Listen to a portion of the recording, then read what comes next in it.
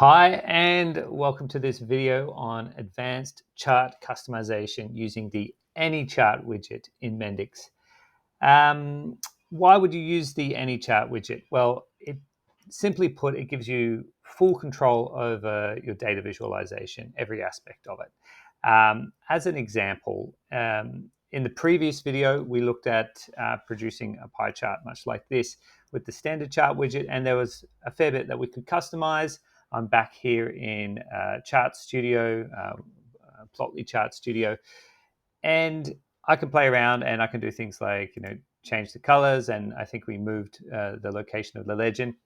That's all fine. But there are some things you're going to find frustrating, some customizations, such as, let me just do something here.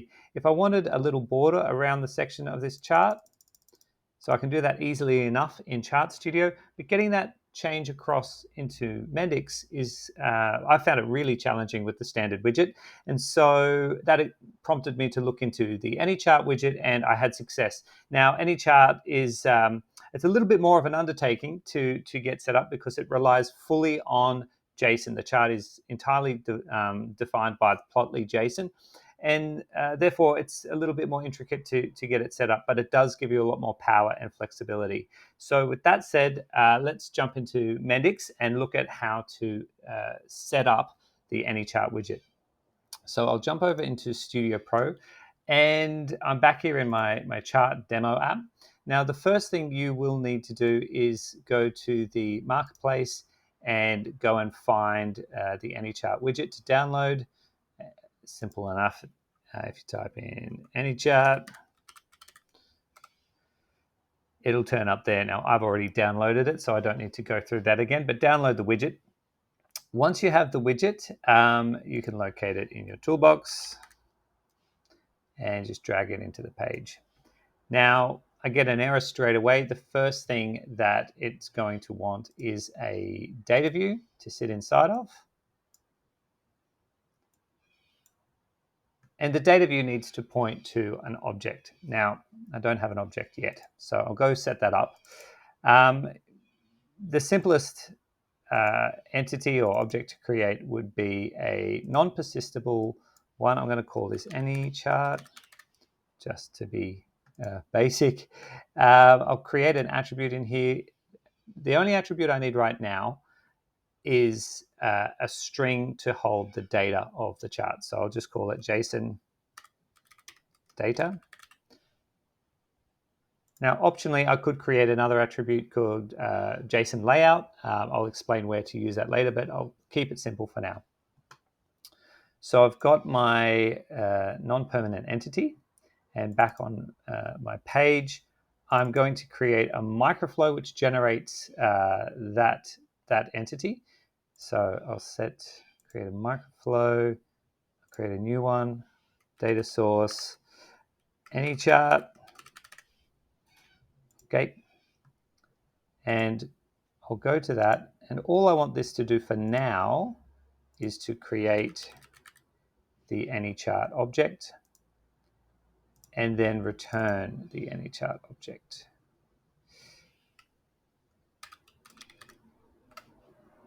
And I'll just update the return type. Great, so now that Microflow returns that object, and I can see that the chart is happy, but there's no data going to the chart. I've set up an empty object. So what I need to do is provide some static data for now in this field under the data tab. And this is where I'm going to copy some information from some Mendix documentation.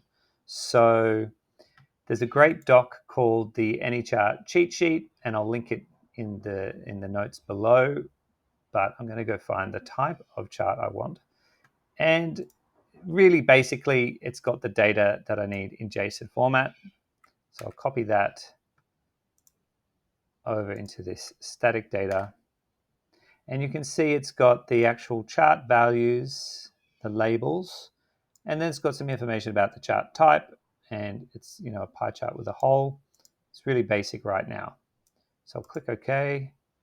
I'm going to run the app.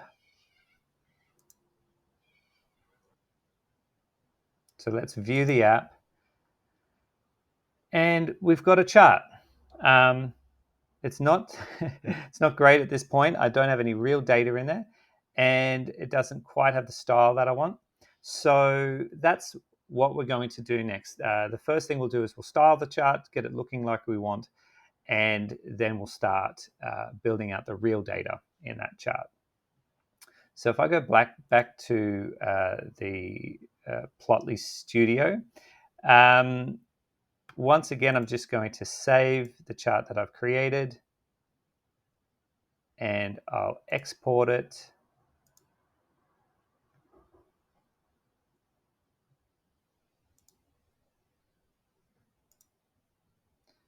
And I'll go get that file to open up in Studio Pro. Okay. Now, I talked about how there's some elements you are going to struggle to stylize in the standard chart widget. And that's all of this stuff under the data sort of branch of this JSON file. We already looked at the layout branch in the previous video, but really what I want now is the styling that I created when I set up those little borders around each section of the pie chart. And I can see that that's here. I've done this before. I know what it is. And it might take a little bit of trial and error to find exactly the thing you're looking for. But just this section here, marker, I can see the color and width. That's what I want. So I'm going to copy that and go into Mendix, open my widget, and that's going to sit as part of this data. That relates exactly to that data branch in that JSON. And I'll just paste it here. So I'll just check to see if that's correctly formatted, and I've missed a comma. So that knows that there's another one in that array. Okay, great. I'll save that. I'll rerun it.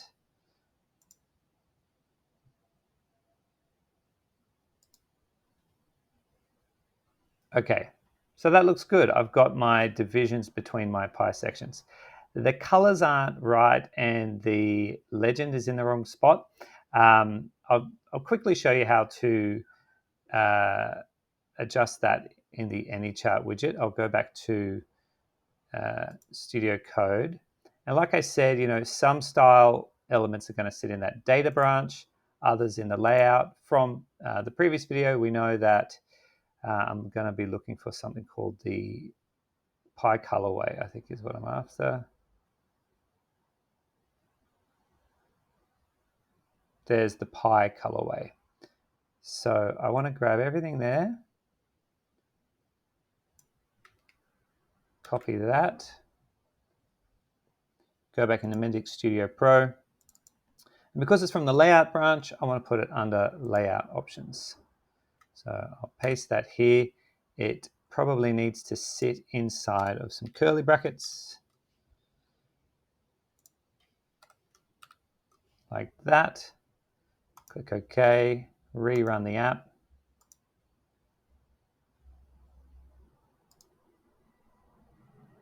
Okay, so now I've got the colors right, and I've got the other styling elements that came from the data branch right. And if I go into the editor, I'm going to be able to see that in the layout branch, there's some static styling. And in the data branch, I've got static chart data as well as styling data. So things are going well. But I need to split out the data from the static elements. So I'll do that as one step, and then we will generate the data from the real data in the app. So let's firstly split out this data. If I go back to Mendix and to the widget, I'm going to take the data elements from here, and I'm noting that they sit inside of an array. So I want the labels and the values. I'm going to cut those out of there because that's not what I want to be static data, but the styling, yes, that can stay static. Okay, and I'll go back to my data source Microflow.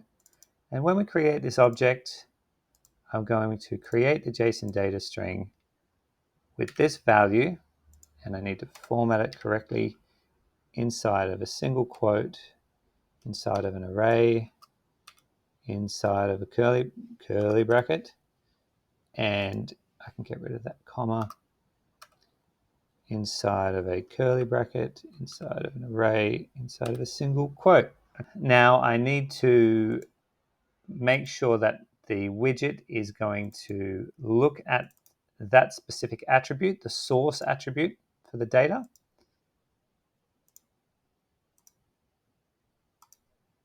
Okay, now I'll rerun the app. And we run the app very frequently because we're making changes and we want to sort of test every incremental change. If I go into the editor and look at the data now, I can see that my data is coming through dynamically. That's great. And my style is coming through as the static data for the chart. So this is great. We're sort of halfway there in terms of getting our chart set up.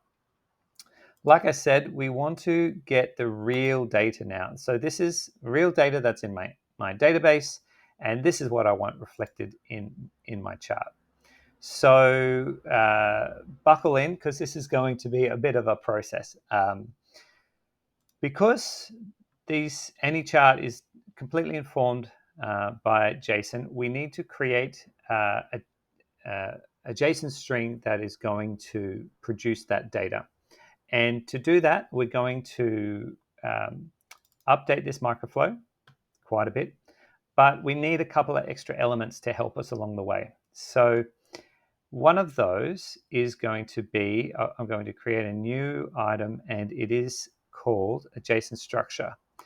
This takes a piece of JSON code and turns it into a template of sorts. I just want to make sure I've got the right piece of code. So I could get it from here. This is what I want. I want to produce this. So I'll copy that. I'll go into Mendix again, paste that here. So that's the format. That's the sort of the template of the JSON that I want.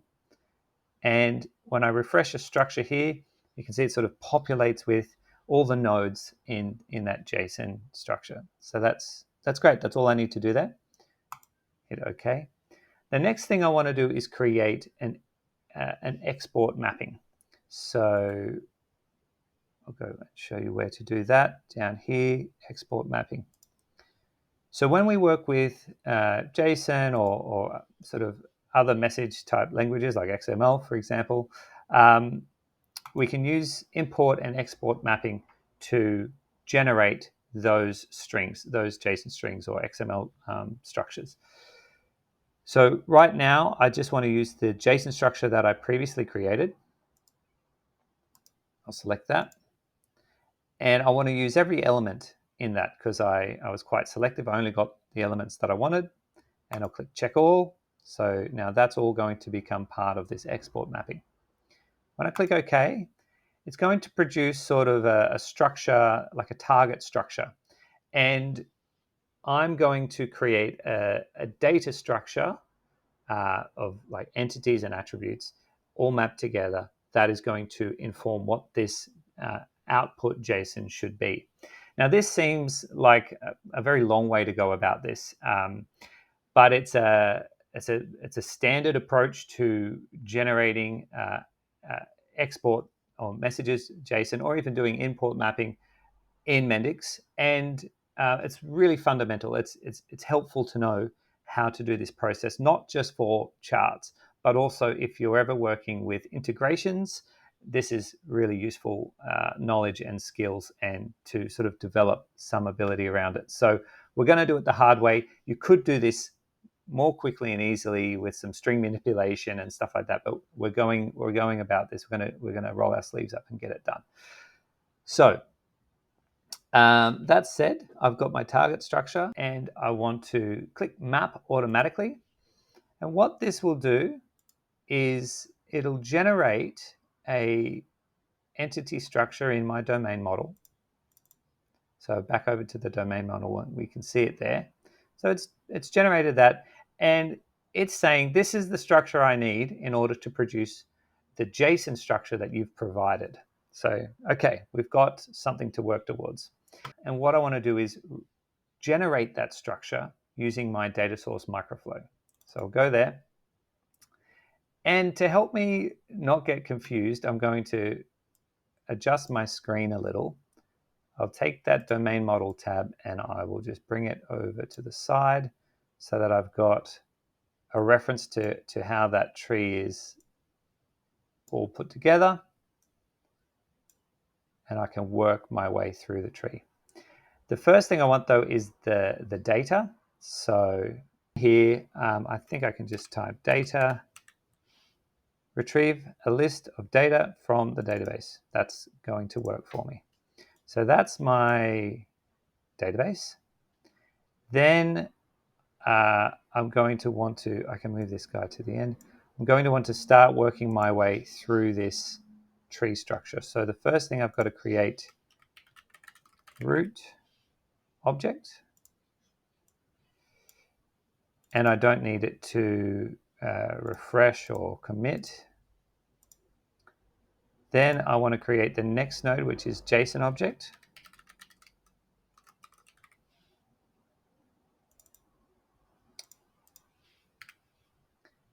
And after I create the JSON object, I need to create the relationship with the root.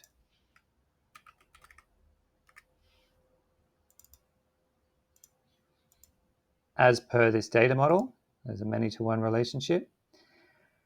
Then I can create the next nodes, and I'm going to create the two child nodes here, values and labels.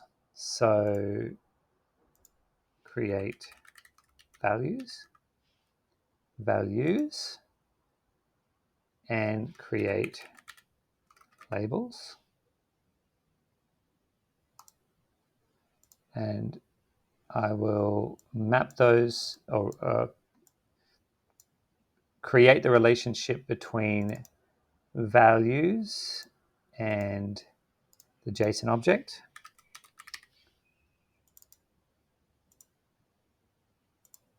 And I will create the relationship between the labels. That does not need to refresh or commit.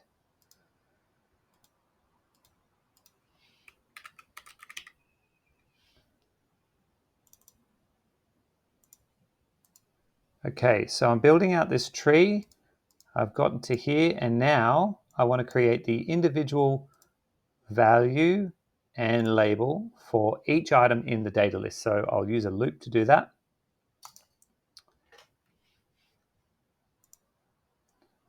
And I want to loop through the data list.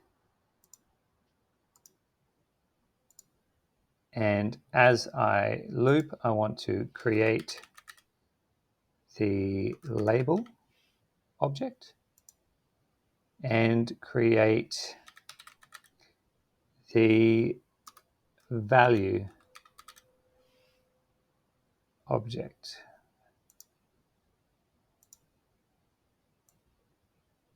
Okay.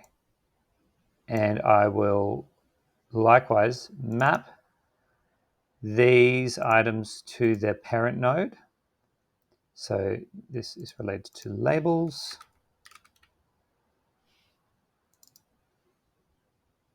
And I will set the value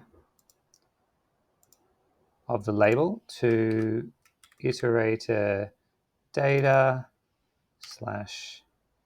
name. And for create value, I don't want to commit or refresh. And then I will create the relationship to values and set the value itself, iterator data value. Okay. So that's looking good. I've built out the tree with its nodes. They're connected to the right things. And we're almost there. Now, the goal is to update this AnyChart object with the JSON string, but to create the JSON string, I need to do the export mapping. And I need to select which mapping to use, which is just called export mapping at this stage. The parameter I need is the root. That was one of the objects I created. And the output needs to be a string variable, which I'll just call JSON. So I've got my string now. So in here, I can update this. Instead of this dummy data, it can have the JSON. And I think I do want that one to at least refresh in the client. Okay, so we've got no errors, and I'm ready to test this change. So I'll replay the app. So we'll view the app. And now I can see that I've got the real data from my database here in this chart widget, which looks how I want it to look. So just to recap what we've covered, in Mendix Studio, we've created the AnyChart widget inside a data view that gets its data from a data source Microflow. And we separated out the stylistic elements that belong to data, the stylistic elements that belong to layout, and the data elements, which we're getting from that JSON string generated by the Microflow. And in the Microflow, we've gone through and essentially recreated this data structure on the right and connected everything and looped through the data in the app to get the values, used an export mapping to get the JSON string, which creates the chart. If you've stuck around and you're watching this, thank you, and I hope you found the information in this video useful. If you've got any thoughts or comments, feel free to add those below, and thanks for joining me again for another video.